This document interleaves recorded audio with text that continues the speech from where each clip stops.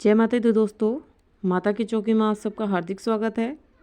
तो दोस्तों, आज हम बात करेंगे कि पितृदेव जब आपके शरीर में आते हैं तो आपको कौन कौन से लक्षण देखने को मिलते हैं।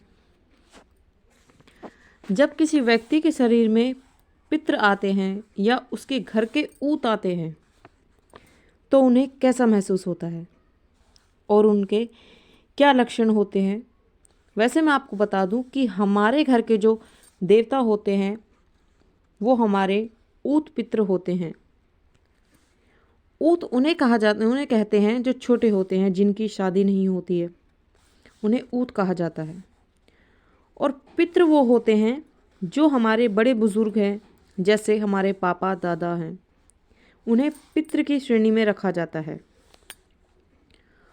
ऊत जो है वो बहुत शक्तिशाली होते हैं, जिनकी शादी नहीं होती है, या आपने देखा होगा कि किसी का बच्चा जो होता है और उनकी 1 या 1.5 साल में मृत्यु हो जाती है तो वो ऊत की श्रेणी में आ जाते हैं। ऊत अपने आप में ही बहुत शक्तिशाली होता है, इसलिए कहा जाता है कि एक ऊत 100 भूत, यानी कि ऊत जो है वो 100 भूतों के बराबर होता है।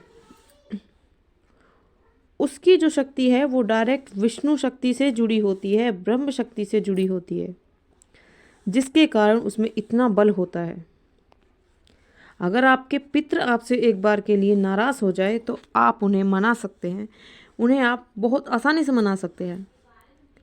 पर आपके घर का कोई ऊत आपसे नाराज़ हो जाए तो उसे मनाना असंभव हो जाता है, बहुत ही मुश्किल हो जाता है। बहुत मिन्नतें करनी पड़ती है उन्हें मनाने के लिए, बहुत से हवन अनुष्ठान करने पड़ते हैं, तब जा कर के ऊत है वो जो ऊत हैं वो प्रसन्न होते हैं आपसे।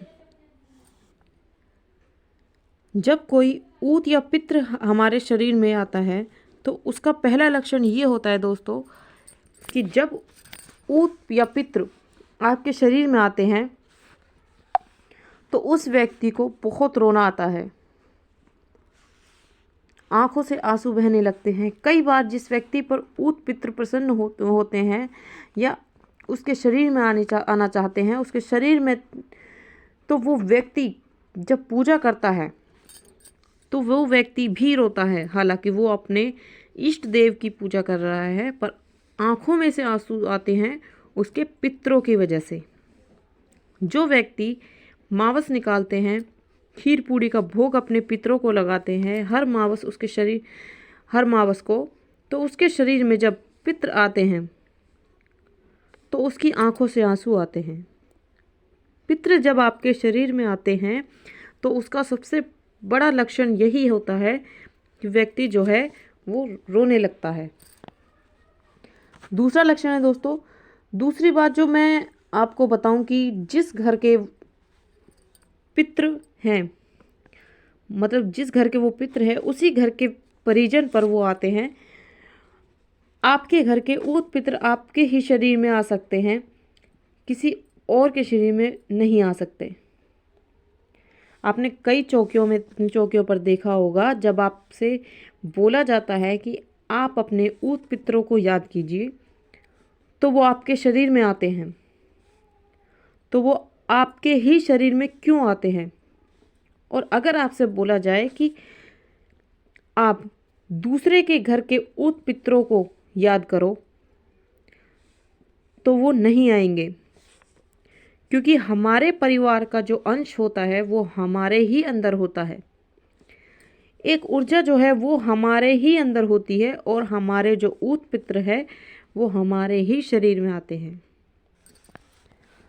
बात करते हैं दोस्तों तीसरे लक्षण की।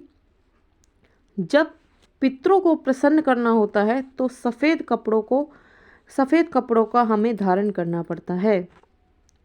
सफ़ेद कपड़ा उनको अर्पण किया जाता है और साथ ही उनको खीर का भोग लगाया जाता है, और 11 रुपए उनके नाम के रखे जाते हैं, जिससे कि वो प्रसन्न होते हैं। जिस घर में पितरों का स्थान शुरू से ही चला आ रहा है तो उन लोगों को पितरों का स्थान बनाना चाहिए। कई बार ऐसा होता है कि जिन घरों में पितरों का स्थान बना हुआ है और उनके जो बच्चे हैं वो कहीं और शिफ्ट हो जाएं या फिर कहीं और चले जाएं, तो फिर क्या है कि दिक्कत आ जाती है। क्योंकि अगर वो जहाँ रह रहे हैं वो भी मकान में ही रह रहे हैं, तो पितरों का भी ये हक बनता है कि उनका भी एक स्थान बनाया जाए। जिस घर में पहले से ही पितरों का स्थान है तो वहाँ पर पितरों का स्थान बनाकर पितरों की सेवा ज़रूर करनी चाहिए। अगर आप ऐसा नहीं करोगे तो वो नाराज़ होते हैं इस बात से। तो दोस्तों, आशा करती हूँ कि आपको ये जानकारी ज़रूर पसंद आई होगी, और अगर आप हमारे चैनल पर नए हैं तो प्लीज़ हमारे चैनल को सब्सक्राइब कर लीजिए और साथ में साइड में लगे बेल आइकन को प्रेस कर दीजिए। तो चलिए मिलते हैं दोस्तों अगली वीडियो में। जय माता दी।